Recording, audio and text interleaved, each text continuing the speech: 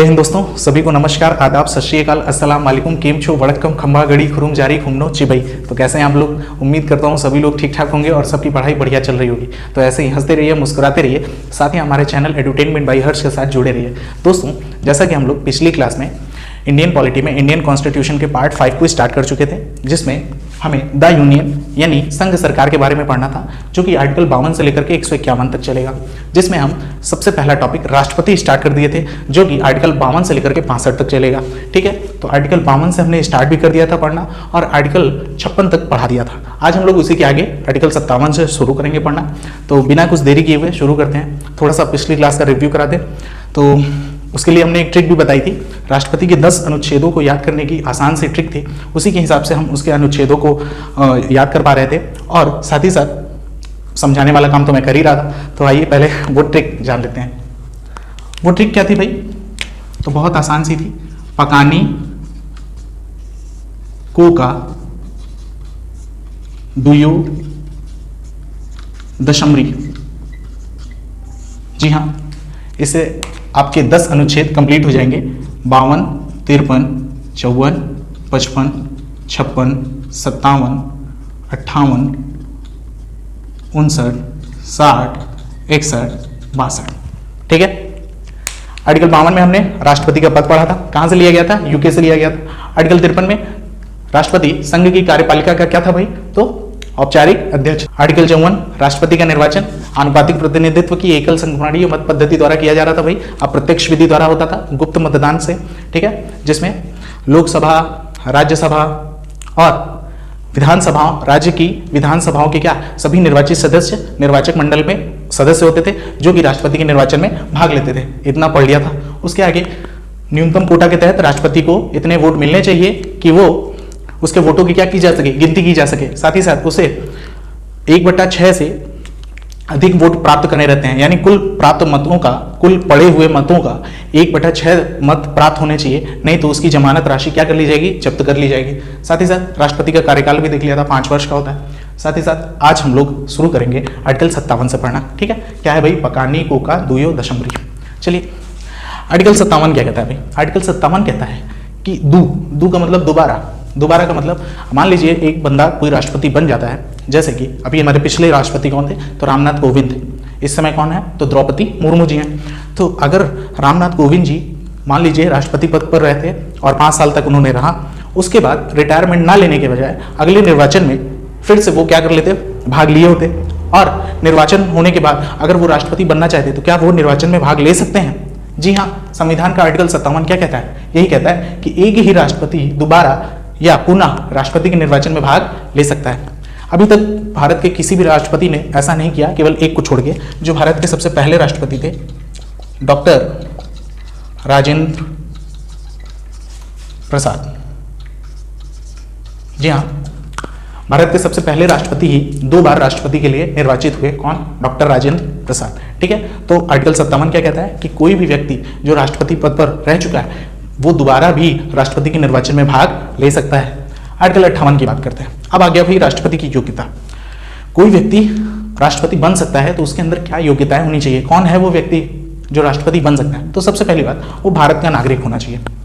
ठीक है, कोई विदेश का नागरिक नहीं बन सकता। ठीक है, और ये जो आप योग्यताएं पढ़ रहे हैं ये सभी के लिए कॉमन रहेंगी, केवल उम्र बदली जाएगी। ठीक है, एज अलग अलग होगी, लोकसभा के सदस्य के लिए अलग, राज्यसभा के सदस्य के लिए अलग, राष्ट्रपति के लिए अलग।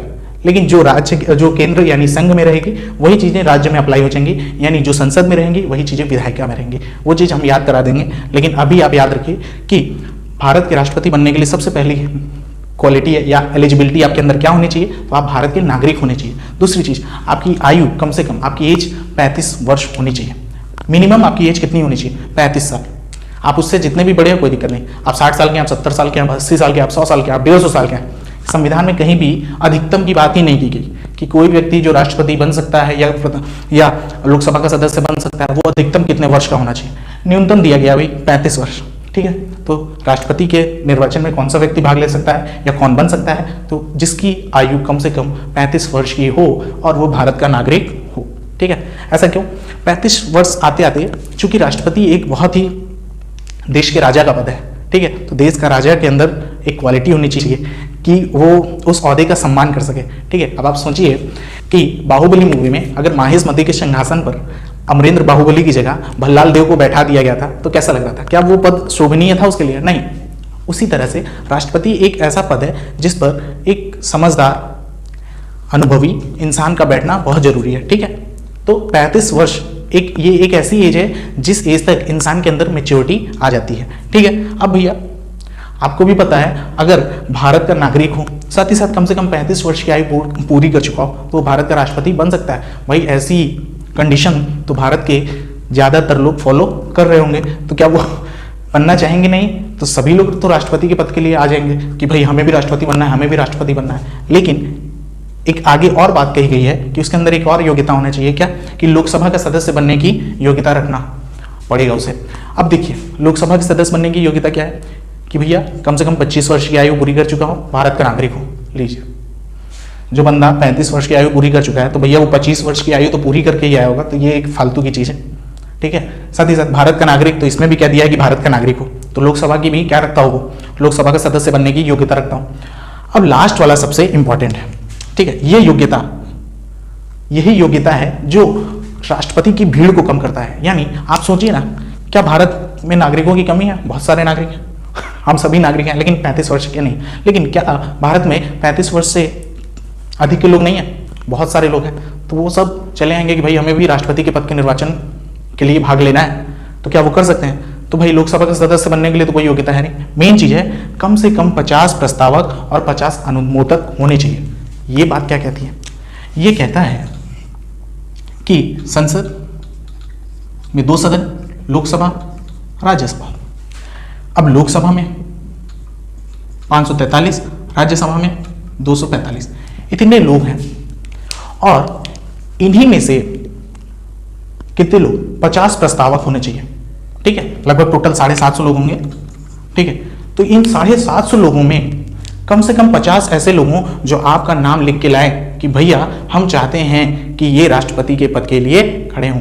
वो मुझे भी चाहे तो ले जा सकते हैं। अगर मेरी आयु 35 वर्ष की हो गई और मैं भारत का नागरिक हूं और मैं कुछ नहीं हूं, और अगर संसद के सदस्य चाह लें, एमपीज चाह लें कि मुझे बनाना है राष्ट्रपति, तो वो मेरा नाम क्या ले जाए? मेरे नाम का प्रस्ताव लेके जाएं। ठीक है, तो 50 लोग कम से कम होने चाहिए जो लेके जाएं कि यही वो बंदा है।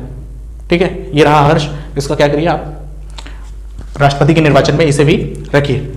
दूसरी चीज, 50 प्रस्तावक, मेरा नाम ले जाने वाले 50 लोग तो हों, साथ ही साथ अगले 50 लोग होने चाहिए जिन्हें अनुमोदक कहा गया है, वो कहे ठीक यही आदमी है, ये आदमी सही है, इसे आप रखिए।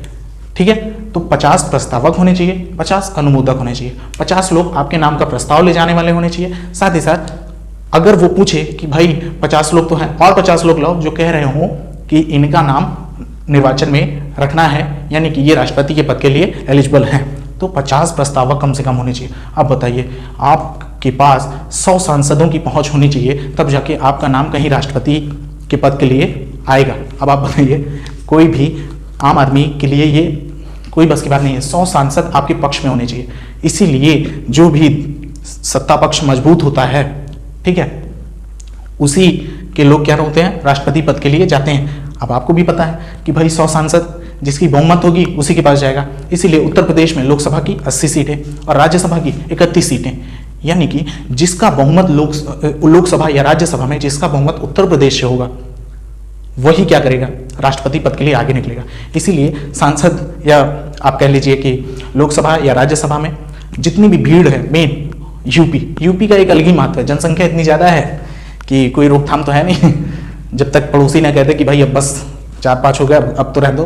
ठीक है, तो उसी के कारण, जनसंख्या के कारण सांसदों की संख्या बढ़ती है। और ये एक गढ़ बन चुका है कि जो यहाँ का अच्छा सांसद बना, ठीक है, जिसके पास यहाँ का बहुमत है, उत्तर प्रदेश में जिसका बहुमत है, उसी की सरकार कहाँ चलेगी?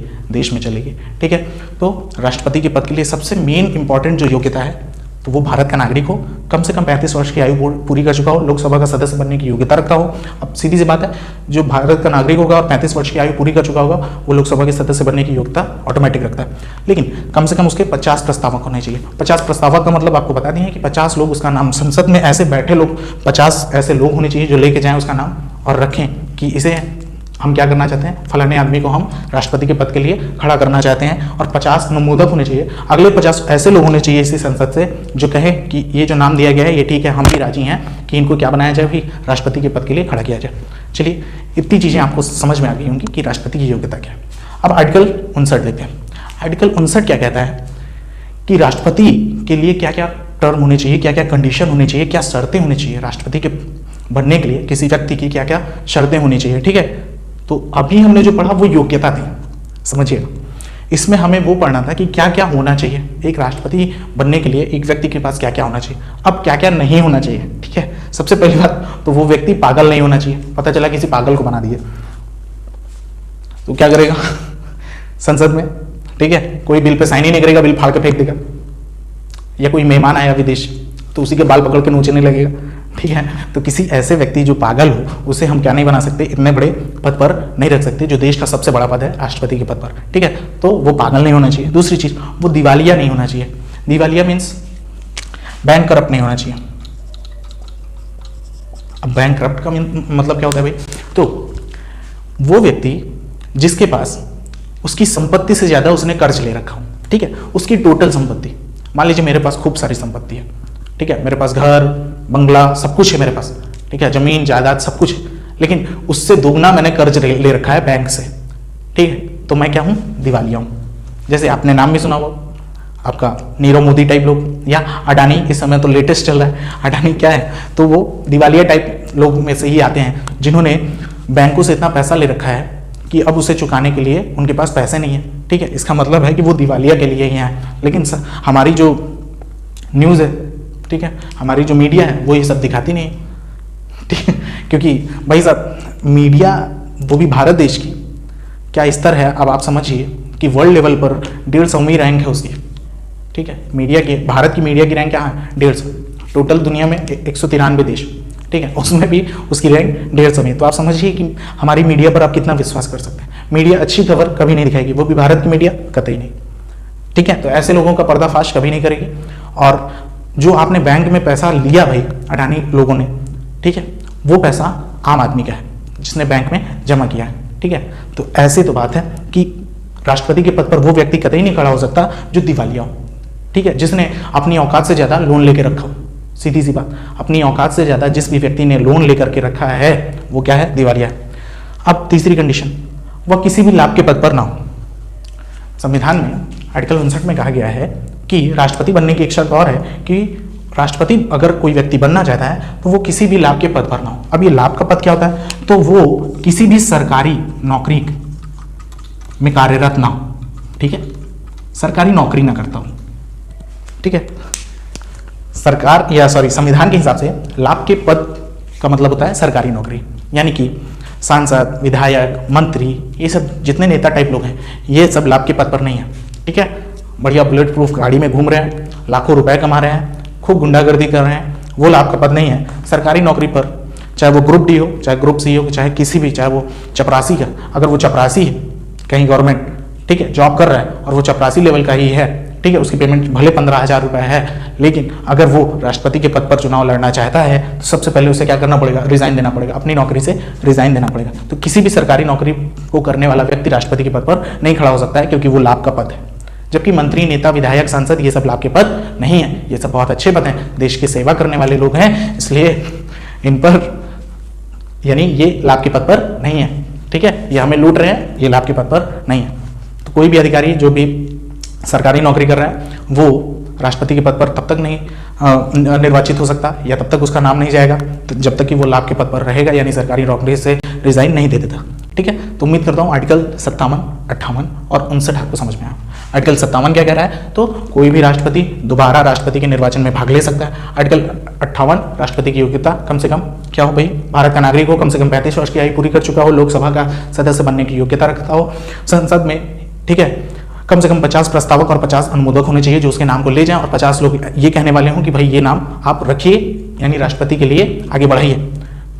आर्टिकल 59 बताता है कि क्या क्या कंडीशन होनी चाहिए कि कोई व्यक्ति राष्ट्रपति के पद पर खड़ा हो सकता है। सबसे पहली बात, वो पागल ना हो। दूसरी बात, वो दिवालिया ना हो, यानी उसने अपनी औकात से ज्यादा कर्ज ना ले रखा हो। तीसरी बात, वह किसी भी लाभ के पद पर ना हो। अब आर्टिकल 60 क्या कहता है, आर्टिकल 60 ये शपथ की बात करता है, राष्ट्रपति द्वारा शपथ या प्रतिज्ञान।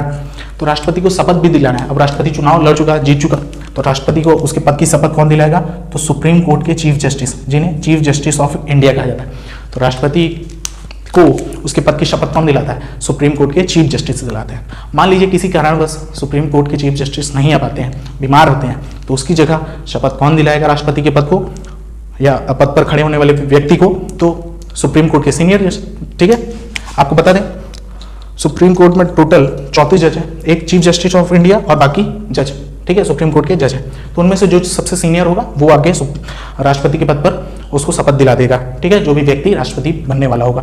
तो आर्टिकल 60 में क्या है? राष्ट्रपति का शपथ। राष्ट्रपति को शपथ कौन दिलाएगा? सुप्रीम कोर्ट के चीफ जस्टिस। ठीक है, अगर वो नहीं है तो सुप्रीम कोर्ट के सीनियर जज दिला देंगे। मान लीजिए वो भी नहीं है तो भारत में 25 हाई कोर्ट हैं, उनमें से भी 25 हाई कोर्ट में से कोई भी उनका जो चीफ जस्टिस होगा वो आके क्या करेगा? शपथ दिला देगा। ठीक है, राष्ट्रपति को शपथ तुरंत दिलाना जरूरी है क्योंकि ये देश का एक ऐसा पद है जो खाली नहीं रह सकता। ठीक है, अभी वो आगे जब हम आपको राष्ट्रपति का पावर बताएंगे, राष्ट्रपति की शक्तियां बताएंगे, तो उसमें राष्ट्रपति की सैन्य शक्तियां हैं। ठीक है, राष्ट्रपति के पास कौन सी सैन्य शक्तियां हैं? राष्ट्रपति के पास वित्तीय शक्तियां हैं, राष्ट्रपति के पास विधायी शक्तियां हैं। ठीक है, राष्ट्रपति के पास कार्यपालिका शक्ति है। तो कई सारी शक्तियां हैं जिसके कारण राष्ट्रपति के पद को खाली नहीं रखा जा सकता। ठीक है, उम्मीद करते हैं आपको आर्टिकल 57 से 60 तक समझ में आया होगा। ठीक है, उसके पहले आर्टिकल 52 से लेकर के 60 तक। ठीक है, आर्टिकल 52 राष्ट्रपति के पद, आर्टिकल 53 कार्यपालिका का अध्यक्ष, आर्टिकल 54 राष्ट्रपति का निर्वाचन, आर्टिकल 55 न्यूनतम कोटा, आर्टिकल 56 कार्यकाल 5 वर्ष, आर्टिकल 57 दोबारा राष्ट्रपति का निर्वाचन, आर्टिकल 58 योग्यता, आर्टिकल 59 राष्ट्रपति की शर्तें। ठीक है, आर्टिकल 60 राष्ट्रपति की शपथ। अब आर्टिकल 61 देखते हैं जिसमें हमें महाभियोग के बारे में पढ़ना है। बहुत इंपॉर्टेंट, मोस्ट इंपॉर्टेंट महाभियोग को समझना। ठीक है, तो आइए समझते हैं अनुच्छेद 61 राष्ट्रपति पर महाभियोग। अब महाभियोग क्या होता है? तो महाभियोग से पहले आपको अभियोग पता होना चाहिए। अब अभियोग बहुत शुद्ध है हिंदी में, तो इसको उर्दू में हम लोग समझेंगे। उर्दू में मुकदमा, अब आप लोग समझ गए होंगे। ठीक है, तो मुकदमे को शुद्ध हिंदी में क्या कहा जाता है? अभियोग कहा जाता है। ठीक है, और जब हम यही अभियोग राष्ट्रपति के ऊपर लाते हैं तो चूंकि राष्ट्रपति देश का राजा है इसलिए उसे महाभियोग कहते हैं। ठीक है, तो राष्ट्रपति पर मुकदमा करना ही क्या कहलाता है? राष्ट्रपति पर महाभियोग। राष्ट्रपति के ऊपर आप मुकदमा कर दीजिए तो संविधान के किस अनुच्छेद में आप राष्ट्रपति पर मुकदमा चला सकते हैं? तो आर्टिकल 61। चूंकि राष्ट्रपति एक बहुत बड़ा पद है, ठीक है, एक सम्मानित पद है, सर्वोच्च पद है, इसलिए उस पर मुकदमा चलाने को अभियोग ना कह करके महाभियोग कहा जाता है। इंग्लिश में इसे इम्पीचमेंट कहा जाता है। ठीक है, तो आइए समझते हैं कि महाभियोग की प्रक्रिया क्या है। देखिए, मान लीजिए अब हम लोग राष्ट्रपति पर अभियोग यानी राष्ट्रपति पर मुकदमा चलाएंगे। क्यों? तो यदि हमारा जो राष्ट्रपति है वो किसी विदेशी राष्ट्र के प्रभाव में आ जाए, आज मच्छर बहुत उड़ रहे हैं भाई, विदेशी राष्ट्र के क्या आ जाए? प्रभाव में आ जाए, दूसरे देश की बात को मानने लगे, अपने देश के नियम कानून को फॉलो ना करे। ठीक है, दूसरी चीज, यदि वो हमारे संविधान को ही ना माने, लीजिए भैया, जिस किताब के कारण वो अपने पद पर आया उसी का उल्लंघन करने लगे। ठीक है, संविधान का क्या करे? उल्लंघन करे। तो ऐसी दो कंडीशन है जिन पर राष्ट्रपति पर क्या लगाया जा सकता है? महाभियोग। ठीक है, अब ये शुरू कहां से होगा? तो महाभियोग की जो प्रक्रिया होती है वो संसद से शुरू होगी।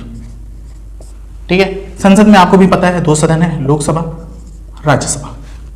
ठीक है, दोनों सदनों में से किसी भी सदन के 1/4 सदस्य आने चाहिए। ठीक है, यानी ये जो महाभियोग की प्रक्रिया होगी वो स्टार्ट कहां से होगी भाई? तो अगर लोकसभा हो चाहे राज्यसभा हो, दोनों में से 1/4 सदस्य आने चाहिए। ठीक, अब समझिए इस चीज को।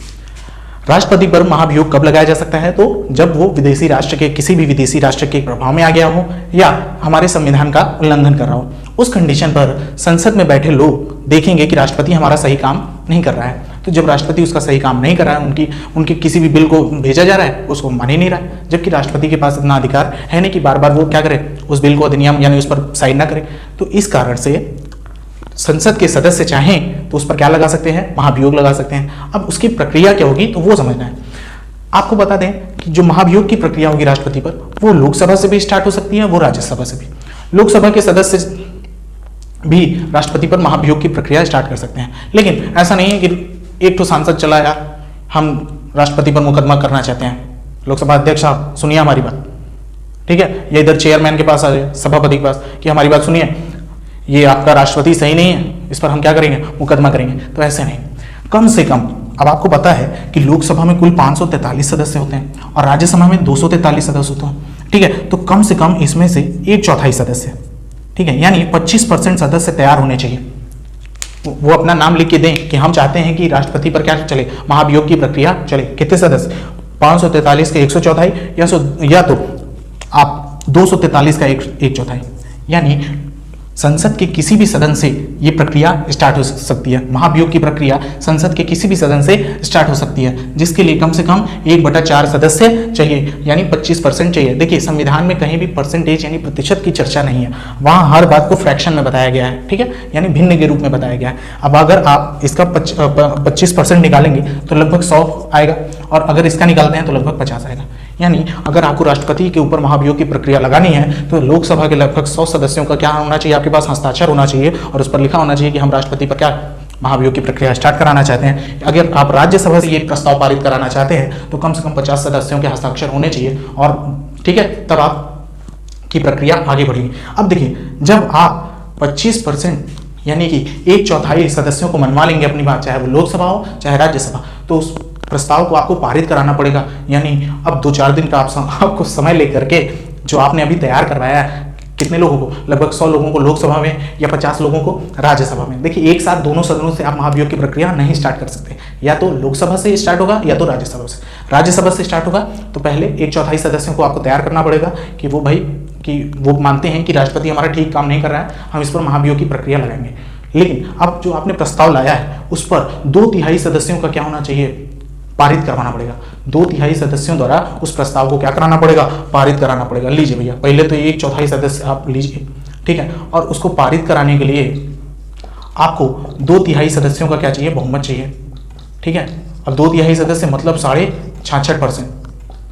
लीजिए, इतने सदस्यों द्वारा आपको क्या कराना पड़ेगा, पारित कराना पड़ेगा उस बिल को, ठीक है। जैसे ही अब मान लीजिए, अगर आप लोकसभा से, हम मान लेते हैं कि हमने क्या किया, महाभियोग का जो प्रस्ताव लाया वो लोकसभा से स्टार्ट किया, तो लोकसभा में सबसे पहले हमने 1/4 सदस्यों को राजी किया कि भाई हम महाभियोग की प्रक्रिया शुरू करने वाले हैं। इसके बाद अब हम 2/3 सदस्यों को, लोकसभा में के ही 2/3 सदस्यों को राजी करेंगे कि ये प्रस्ताव आप पारित करवाइए। प्रस्ताव जैसे ही पारित हो जाएगा, ठीक है, तो उसको हम कहाँ भेजेंगे, 14 दिन के अंदर, कहाँ, तो राज्यसभा में, ठीक है, दूसरे सदन में, ठीक है। जिस भी सदन से उठेगा महाभियोग का प्रस्ताव उसी सदन में पारित होगा, और पारित होने के बाद दूसरे सदन में जाएगा, दूसरा सदन उसकी जांच करेगा, ठीक है। लोकसभा से उठेगा तो राज्यसभा उसकी जांच करेगा, राज्यसभा से उठेगा तो 66% यानी कि 2/3 बहुमत से पारित होने के बाद वो लोकसभा में जाएगा और वहां पास उसकी जांच होगी, ठीक है। जो सदन प्रस्ताव को लाता है वो उसकी जांच नहीं करता है, ये भी आपको ध्यान रखना है, ठीक है। अब ये 14 दिन जब यहाँ गया राज्यसभा में, तो वो 14 दिन के अंदर राष्ट्रपति को क्या भेजी जाएगी, नोटिस भेजी जाएगी कि भैया राष्ट्रपति का काम लोकसभा से खत्म, ठीक है, अब आप नहीं आ सकते। और राष्ट्रपति को नोटिस भेजी जाएगी जिसे कहा जाता है कारण बताओ नोटिस। ध्यान रखिएगा, कारण बताओ नोटिस यानी सो कॉज नोटिस भेजी जाती है,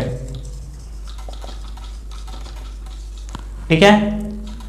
और इसी को कहते हैं महाभियोग की प्रक्रिया, ठीक है, यही है महाभियोग। तो किसी भी सदन से 1/4 सदस्यों को प्रस्ताव लाना, ठीक है, और उस प्रस्ताव को 2/3 सदस्यों द्वारा पारित करा देना, उसके बाद दूसरे सदन में उसे भेजना, और उन 14 दिनों के भीतर, ठीक है, राष्ट्रपति को नोटिस भेजी जाती है कि आप कारण बताइए, अपना आप रखिए पक्ष, ठीक है। राज्यसभा अपनी जांच करता रहेगा, या अगर राज्यसभा उस प्रस्ताव को लाता है तो लोकसभा जांच करता रहेगा। उसी बीच में राष्ट्रपति के पास नोटिस भेज दी जाती है कि भाई क्या कारण है, आप अपना कारण बताइए, क्यों आपके ऊपर ये लोग महाभियोग की प्रक्रिया चलाना चाहते हैं, तो आप भी अपना पक्ष रखिए, ठीक है। अब राष्ट्रपति का मन, वो खुद आए, बैलगाड़ी को भेज दे, ठीक है, नौकर को भेज दे, ड्राइवर को भेज दे, अपना पक्ष रखने के लिए अपने प्रतिनिधि को भी भेज सकता है या स्वयं आ सकता है, ठीक है। राष्ट्रपति बहुत सम्मानित पद है, इसलिए वो स्वयं भी आ सकता है, साथ ही साथ किसी भी अपने प्रतिनिधि को भेज सकता है अपना पक्ष रखने के लिए। अगर राष्ट्रपति पर लगाया गया आरोप सही साबित हो जाता है तो राष्ट्रपति को तुरंत अपने पद से क्या करना पड़ेगा, त्याग देना पड़ेगा, ठीक है। इतनी चीज आपको समझ में आई। तो ये थी राष्ट्रपति की महाभियोग की प्रक्रिया। ठीक है, उम्मीद करता हूँ आपको समझ में आया होगा। एक बार आपको फिर से क्विक स्पीड में बता देता हूँ। ठीक है, सबसे पहली बात तो ये संसद के किसी भी सदन से स्टार्ट हो सकता है, पर इसको स्टार्ट करने के लिए कम से कम कितने सदस्य होने चाहिए इस प्रस्ताव को लाने के लिए? तो 1/4 यानी 25% सदस्य होने चाहिए किसी भी सदन से, वो चाहे लोकसभा हो चाहे राज्यसभा हो। एक ही सदन से आएगा, लोकसभा से या राज्यसभा से। जैसे ही आ जाएगा इसको 66.5% यानी 2/3 बहुमत से पारित कराना पड़ेगा। जैसे ही ये उस सदन में, जिस सदन में ये उठा था प्रस्ताव, उसी सदन में इसको पारित कराना पड़ेगा। जैसे ये 2/3 बहुमत से पारित हो जाता है, इसको तुरंत दूसरे सदन में भेजा जाएगा। दूसरा सदन उसकी जांच करेगा और वहां भी उसे 2/3 बहुमत से पारित कराएगा। और इसी बीच में वो राष्ट्रपति को क्या करेगा? नोटिस भेज देगा। ठीक है, कि वो अपना कारण बताएं। ठीक है, अपना प्रतिनिधि भेजे और अपना कारण, अपना पक्ष रखे। ठीक है, और अगर इस बीच दोनों सदनों से 2/3 बहुमत से पारित हो जाता है राष्ट्रपति के महाभियोग का प्रस्ताव, ठीक है, तो राष्ट्रपति को अपने पद से त्यागपत्र देना पड़ेगा। ठीक है, उम्मीद करता हूं आपको राष्ट्रपति पर महाभियोग की प्रक्रिया समझ में आई होगी। आपको बताया राष्ट्रपति का पद लिया गया था ब्रिटेन से, जबकि राष्ट्रपति पर जो महाभियोग की प्रक्रिया है उसे कहां से लिया गया है? यूएसए से। याद रखिएगा, इस प्रक्रिया को अमेरिका से लिया गया। क्या अभी तक हमारे देश के किसी राष्ट्रपति पर महाभियोग की प्रक्रिया चली है? किसी राष्ट्रपति पर मुकदमा चलाया गया है? नहीं चलाया गया। जब नहीं चलाया गया तो मैं आपको किसी भी राष्ट्रपति का एग्जाम्पल नहीं दे सकता। तो आज तक हमारे देश में इस आर्टिकल का अभी तक तो यूज नहीं हुआ। ठीक है, तो ठीक है, वो चाहे राजेंद्र प्रसाद हो, वो चाहे आज द्रौपदी मुर्मू हो, अभी तक राष्ट्रपति पर महाभियोग की प्रक्रिया भारत में नहीं चली, तो इसलिए मैं आपको इसका एग्जाम्पल नहीं दे सकता। ठीक है, तो आर्टिकल 61 में राष्ट्रपति पर महाभियोग की प्रक्रिया। ठीक है, अब चलिए आर्टिकल 62 देखते हैं। आर्टिकल 62 क्या कहता है? तो आइए समझते हैं कि आर्टिकल 62 क्या कहता है, यानी अनुच्छेद 62 क्या कहता है। तो अनुच्छेद 62 की ट्रिक क्या है? री, दशम री। री का मतलब रिक्त होना। यदि राष्ट्रपति का पद रिक्त हो जाता है किसी कारणवश, तो 6 माह के अंदर उसके पद पर चुनाव होना ही होना चाहिए, क्योंकि राष्ट्रपति का पद हम खाली नहीं रख सकते, क्योंकि वही हमारे देश का सर्वोच्च सेनापति होता है। मान लीजिए अगर उसका पद खाली रहेगा और देश में उसी समय कोई युद्ध हो जाता है, कोई आक्रमण हो जाता है, तो हमारी सेना को जब तक ऑर्डर नहीं मिलेगा तब तक वो क्या, सेना अपना युद्ध नहीं स्टार्ट करेगी। और सेना को ऑर्डर कौन देगा? तो सर्वोच्च सेनापति। सर्वोच्च सेनापति कौन है? तो राष्ट्रपति। अरे भाई, जब राष्ट्रपति रहेगा नहीं तो उसको ऑर्डर कौन देगा? इसलिए राष्ट्रपति का पद बहुत इंपॉर्टेंट है। ठीक है, तो राष्ट्रपति के पद को हम रिक्त नहीं रख सकते, खाली नहीं रख सकते। तो राष्ट्रपति का पद किन किन कंडीशंस पर, किन किन दशाओं में खाली रह सकता है, उससे समझ लेते हैं पहले। तो सबसे पहली कंडीशन तो ये है कि यदि राष्ट्रपति का कार्यकाल समाप्त हो गया हो। अरे भाई, 5 ही साल के लिए तो आता है, मान लीजिए 5 साल बीत गए हों, ठीक है, तो कार्यकाल समाप्त हो जाए, उस कंडीशन में उसका पद खाली हो सकता है। दूसरी चीज, यदि वो त्यागपत्र दे दे अपने पद से, राष्ट्रपति क्या करे? अपने पद से त्यागपत्र दे दे। तीसरी कंडीशन, यदि राष्ट्रपति का निर्वाचन किसी कारणवश अवैध हो जाए और उसका निर्वाचन रद्द कर दिया जाए, तब भी हमारा राष्ट्रपति का पद क्या हो जाएगा? खाली हो जाएगा। तो तीसरी कंडीशन ये है जब राष्ट्रपति का पद क्या हो सकता है? रिक्त हो सकता है। चौथी कंडीशन, अगर हम राष्ट्रपति पर महाभियोग की प्रक्रिया चला रहे हो, ठीक है, तो उस समय भी राष्ट्रपति का पद रिक्त हो जाएगा। पांचवी चीज, यदि राष्ट्रपति की, तत्कालीन राष्ट्रपति की क्या हो जाए? मृत्यु हो जाए, ठीक है, तो उस समय भी राष्ट्रपति का पद खाली हो जाएगा। तो ये कंडीशंस हैं जिस पर राष्ट्रपति का पद खाली हो जाएगा, और उस कंडीशन में हमें 6 माह के अंदर चुनाव कराना पड़ेगा।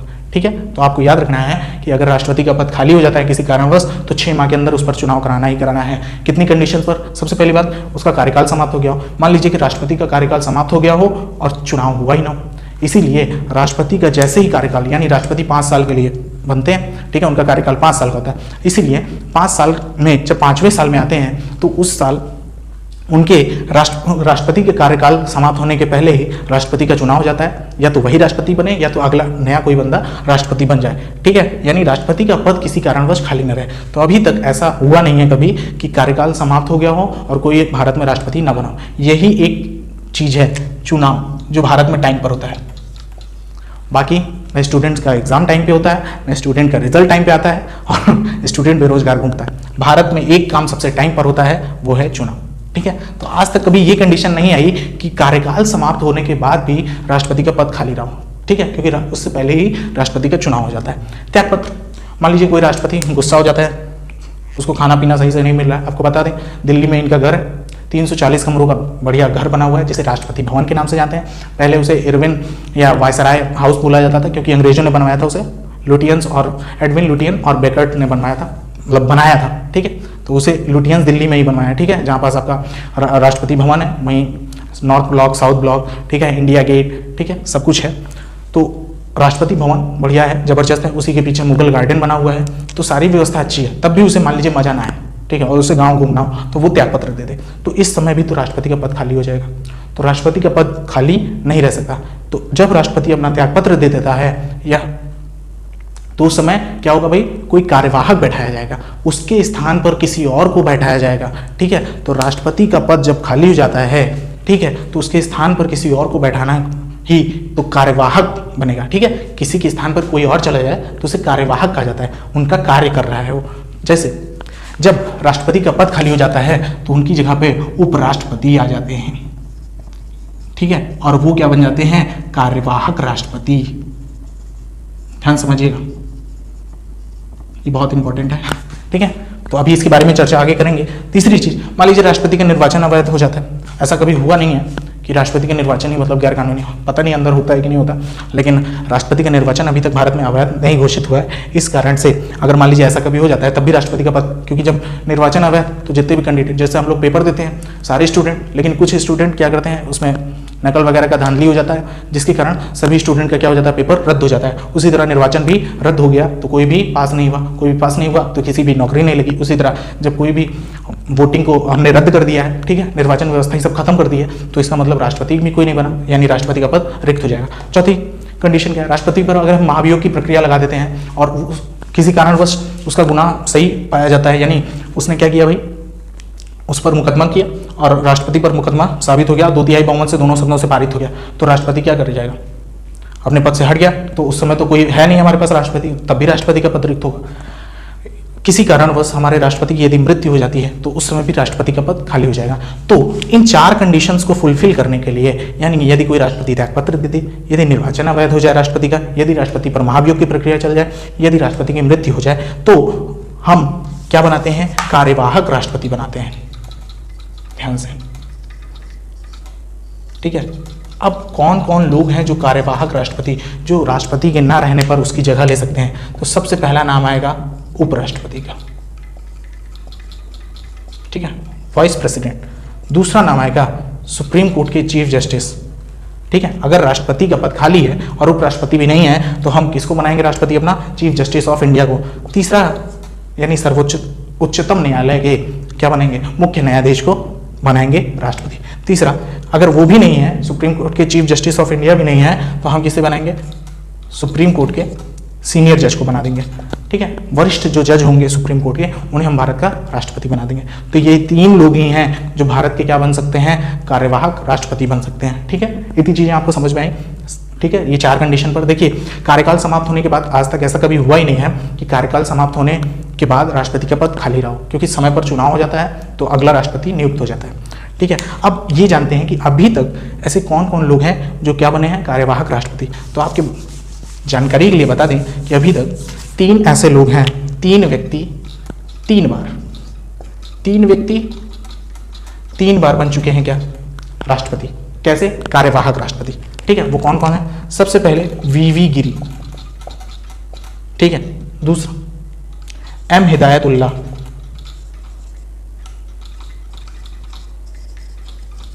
ठीक है। तीसरा बीडी जट्टी, ठीक है। तो ये 3 व्यक्ति हैं जो क्या बन चुके हैं, 3 बार कार्यवाहक राष्ट्रपति, ठीक है, क्योंकि इनके समय में किसी कारणवश राष्ट्रपति नहीं थे, ठीक है। जैसे जाकिर हुसैन हमारे तीसरे राष्ट्रपति थे, जाकिर हुसैन, वो जब खत्म हो गए तो उनकी जगह उपराष्ट्रपति वीवी गिरी बने, ठीक है। वीवी गिरी जो उपराष्ट्रपति थे वो क्या बने, कार्यवाहक राष्ट्रपति बने,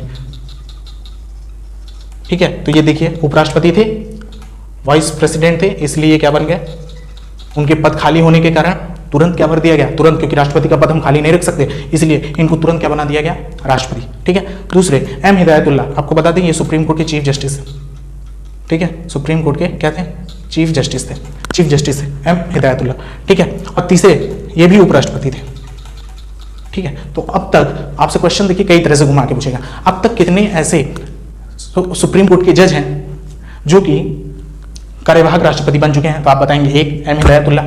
अगर आपसे कोई पूछे अब तक कितने ऐसे व्यक्ति हैं जो जो उपराष्ट्रपति थे और कार्यवाहक राष्ट्रपति बने तो 2 लोग, वीवी गिरी और बीडी जट्टी। अब तक कुल कितने ऐसे लोग हैं जो उपराष्ट्रपति से अब तक कितने ऐसे लोग हैं जो कि कार्यवाहक राष्ट्रपति बन चुके हैं? तो 3 लोग, वीवी गिरी, एम हिदायतुल्लाह, बीडी जट्टी।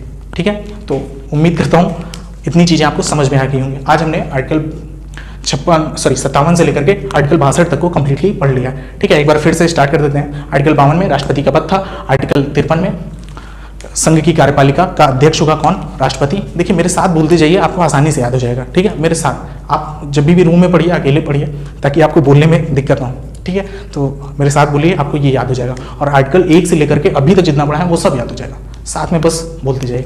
तो आर्टिकल 52 राष्ट्रपति का पद, आर्टिकल 53 संघ की कार्यपालिका का अध्यक्ष, आर्टिकल 54 राष्ट्रपति का निर्वाचन, आर्टिकल 55 न्यूनतम कोटा के तहत राष्ट्रपति को इतने वोट मिलने चाहिए, आर्टिकल 56 राष्ट्रपति का कार्यकाल, आर्टिकल 57 राष्ट्रपति दोबारा या पुनः राष्ट्रपति के निर्वाचन में भाग ले सकता है, आर्टिकल 58 राष्ट्रपति की योग्यता, आर्टिकल 59 राष्ट्रपति की बनने की शर्तें, आर्टिकल 60 राष्ट्रपति को शपथ दिलाएगा कौन? Chief justice of India, article 61 राष्ट्रपति पर महाभियोग। ठीक है, आर्टिकल आपका 62, तो यदि राष्ट्रपति का पद रिक्त हो जाता है तो 6 महीने के अंदर उसे भरना है। ठीक है, 4 कंडीशंस ऐसी हैं जिन पर कार्यवाहक राष्ट्रपति बनाए जाते हैं। अब तक कितने लोग बन चुके हैं? 3 लोग बन चुके हैं, 3 बार बन चुके हैं। ठीक है, वीवी गिरी, एम हिदायतुल्लाह, बीडी जट्टी, 2 उपराष्ट्रपति कार्यवाहक राष्ट्रपति बन चुके हैं और 1 सुप्रीम कोर्ट के जज क्या बन चुके हैं? तो कार्यवाहक राष्ट्रपति। तो आज हमने राष्ट्रपति के बारे में इतनी जानकारी ले ली। अब इसके नेक्स्ट वीडियो में हम लोग राष्ट्रपति की शक्तियों के बारे में पढ़ेंगे। ठीक है, उम्मीद करता हूँ वीडियो आपको पसंद आया होगा। पूरा वीडियो देखिए। ठीक है, और कुछ समस्याएं होती हैं तो उन्हें कमेंट में आप बता सकते हैं। मिलते हैं नेक्स्ट वीडियो में, तब तक के लिए जय हिंद।